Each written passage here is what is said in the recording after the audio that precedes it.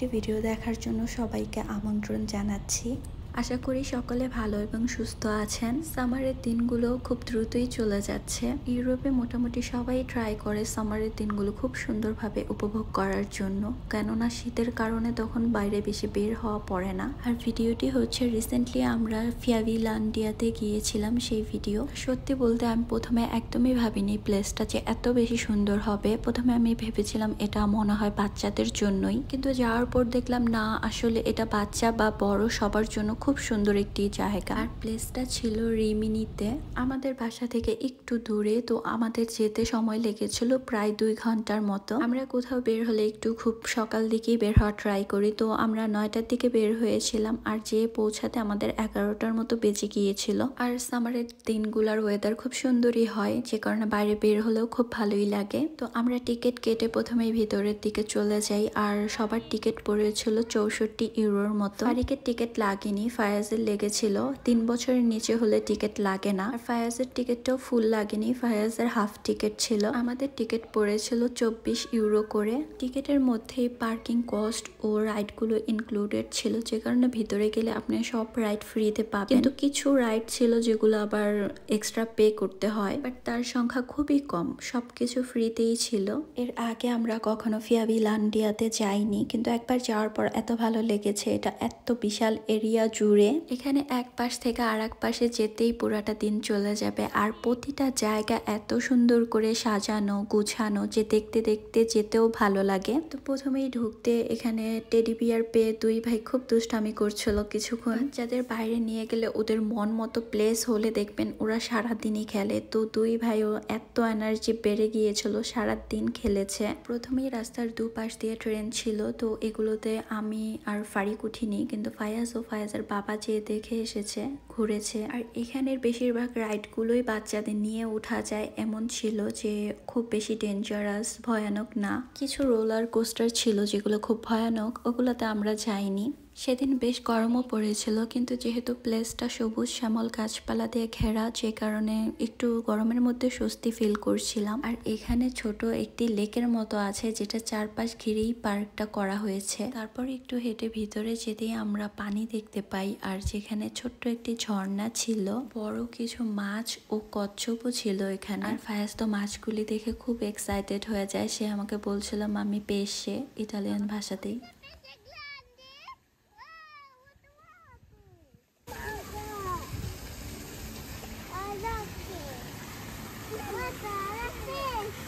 বাচ্চাদের নিয়ে সুন্দর একটি দিন কাটাতে চাইলে এটাই একটি বেস্ট প্লেস, যেখানে আছে বিশাল ওয়াটার এরিয়া, চারপাশে সবুজ প্রকৃতি, কিছু প্রাণীও ছিল, আরও আছে বিভিন্ন প্রকার ride, circus show, TV cinema show, মিউজিয়ামও আছে। তো এত কিছু একসাথে আসলে পাওয়া যায় এমন একটি জায়গায় বাচ্চাদের জন্য সবচেয়ে আনন্দ করার মতো একটি প্লেস। আর এখানের পরিবেশটা ভুতুরে একটা পরিবেশ বানিয়ে রেখেছিল। একটি গুহার মধ্য থেকে বের হয়ে আমরা একটা ঝুলন্ত ব্রিজ হয়ে ভিতর দিকে ঢুকবো। পুরোটা পার্ক এত বেশি বড় যে অনেক বেশি হেঁটেই যেতে হয়।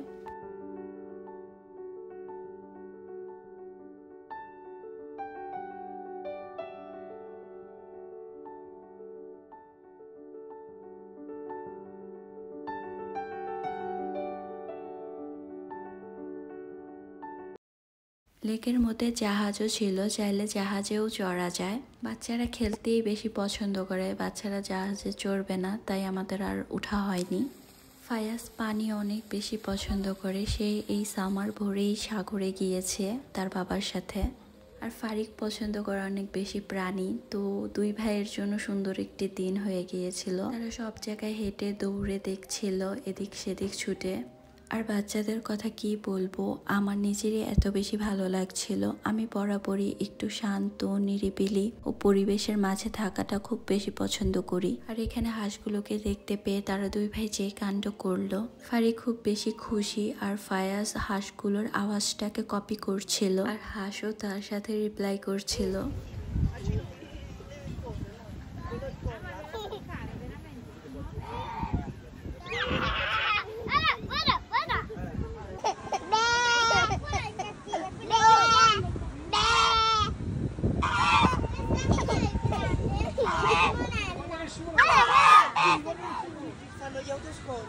আর এই সাদা হাঁসটাকে আমার অনেক বেশি কিউট লাগছিল। সকালে তাড়াহুড়া করে বের হয়েছিলাম, তো বাচ্চাদের জন্য আমি একটু নুডলস রান্না করে নিয়ে এসেছিলাম।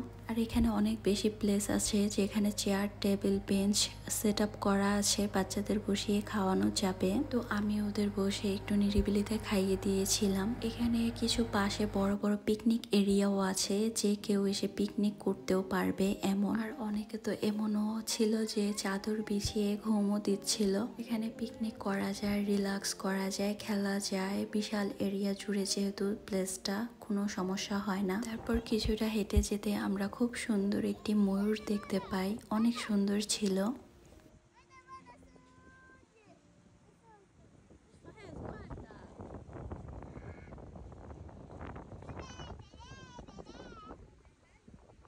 আর ফারিকের কথা কি বলবো, ইতালিয়ান কুকুর দেখলেই পিছনে দৌড় দেয়। তো ফায়াজকে বললাম যাও ভাইয়াকে নিয়ে আসো।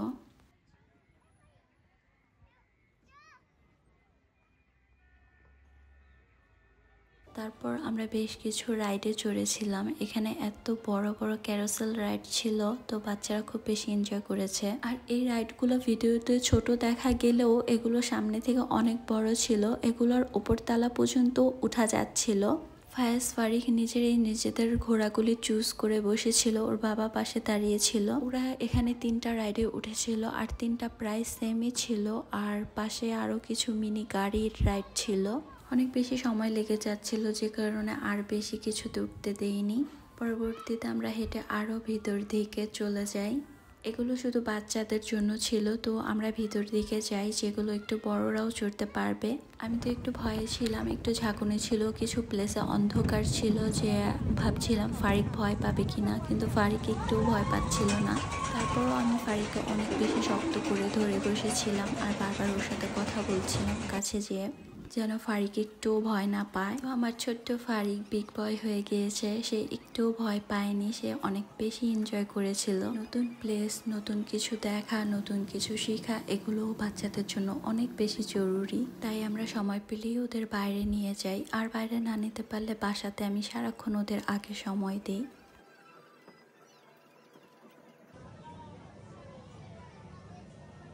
তো ঘোরাঘুরি তো অনেক হলো, আমরা কিছুটা টায়ার্ড হয়ে গিয়েছিলাম, এবার খাবারের পালা। আর এখানে খাবারের প্লেসটাও কিন্তু অনেক বেশি সুন্দর ছিল, বলতে গেলে পানির ওপর রেস্টুরেন্ট। আর এটা সুবিধা হচ্ছে এখানে বাচ্চারা কিছু দেখলো, মাছ হাঁস কচ্ছপ ছিল, আর আমরা একটু বসে রিল্যাক্স করে খেতে পারবো।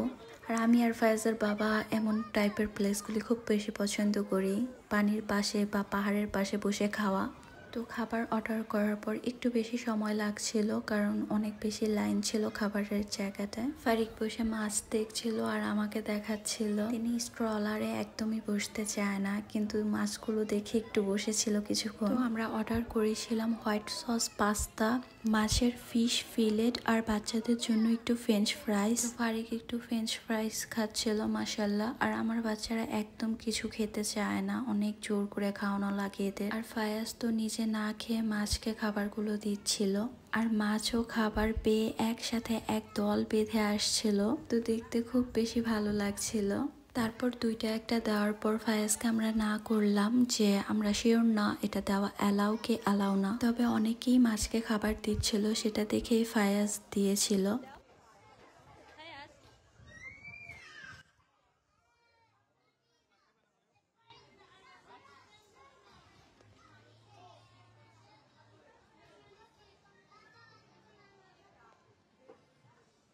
তারপর খাওয়া শেষ করে বের হয়ে গেলাম আমরা।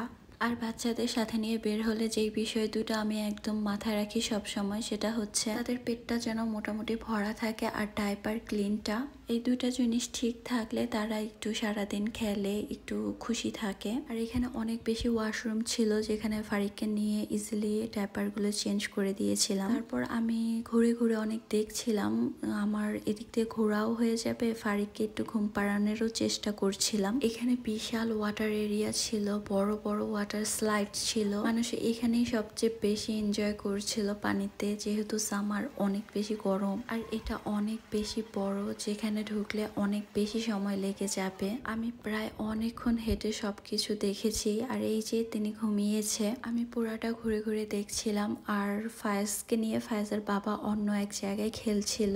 ফায়াজ এই টাইপের খেলনাগুলি খুব বেশি পছন্দ করে, তো ওইখানে যে সে একদম পাগল হয়ে গিয়েছিল আর আসবে না। আর ফায়াজ ছোটবেলা থেকে অনেক বেশি খেলতে পছন্দ করে, অনেক বেশি অ্যাক্টিভ বেবি মাশাআল্লাহ। ফায়াজকে কোথাও আমি 1-2 মিনিটের জন্য বসিয়ে রাখতে পারি না, সে একদমই বসতে চায় না, অনেক বেশি চঞ্চল। তো ওকে নিয়ে আমার অনেক বেশি টেনশনে থাকা লাগে, সারাক্ষণ চোখে চোখে রাখতে হয়, ওকে কোনো না কোনো অ্যাক্টিভিটিসের মধ্যেই রাখতে হয় যেটা নিয়ে সে ব্যস্ত থাকতে পারে এমন কিছু।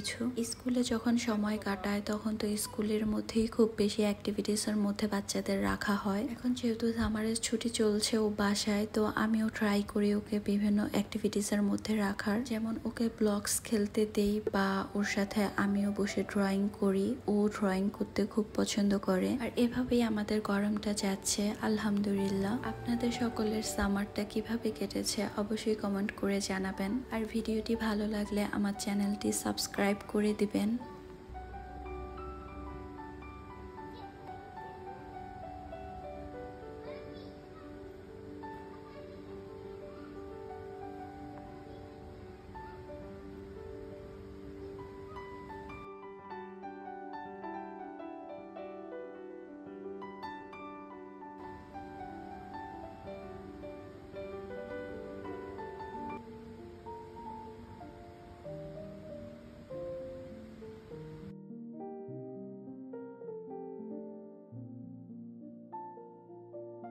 ফায়াজ এত বেশি খেলেছে, এত এনজয় করেছে, তারপরও সেখান থেকে বের হতে চাচ্ছিল না। তো বাইরে আসলাম, দেখলাম সে একদম টায়ার্ড হয়ে গিয়েছে, একটু জুস খেতে দিলাম। আর এখানে একটা ফার্ম বানিয়ে রেখেছিল বাচ্চাদের জন্য, সুন্দর লাগছিল দেখতে।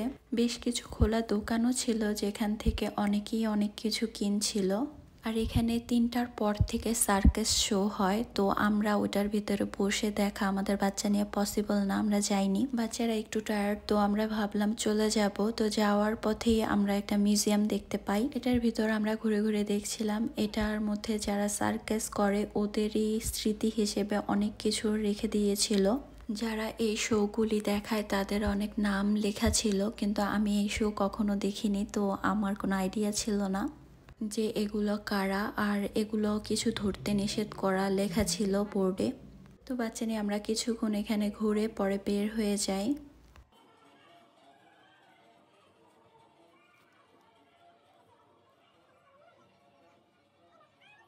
আর এখানে একটা সিনেমার শো হয় যেটাও দেখা যায়। এগুলো বাচ্চাদের আনন্দ দেওয়ার জন্যই, কিন্তু অনেক বিশাল বড় অনেক কিছু, এত কিছু দেখে শেষ করা যায় না আসলে ছোট বাচ্চা নিয়ে। তো আমরা মোটামুটি যতটুকু কভার করতে পেরেছি আমরা দেখেছি, এনজয় করেছে ওরা। আর খুব বেশি গরম, তাই ফায়াজের বাবা চলে গিয়েছিল একটু ঠান্ডা কিছু নিয়ে আসতে। আমার পছন্দের স্ট্রবেরি ফ্লেভার ও ফায়াজের বাবার পছন্দের কোকাকোলার 2টা ড্রিঙ্কস নিয়ে আসে। অনেক বেশি হাঁটতে হয়েছিল, ক্লান্ত হয়ে গিয়েছিলাম। আর যেহেতু গরমও অনেক বেশি, তো ড্রিঙ্কস 2টা খুবই দরকার ছিল। যাই হোক, আজকের ভিডিওটা এখানেই শেষ করছি, কথা হবে নেক্সট কোনো ভ্লগে। আশা করি ভালো লেগেছে। ভিডিওটি দেখার জন্য অসংখ্য ধন্যবাদ। আল্লাহ হাফেজ।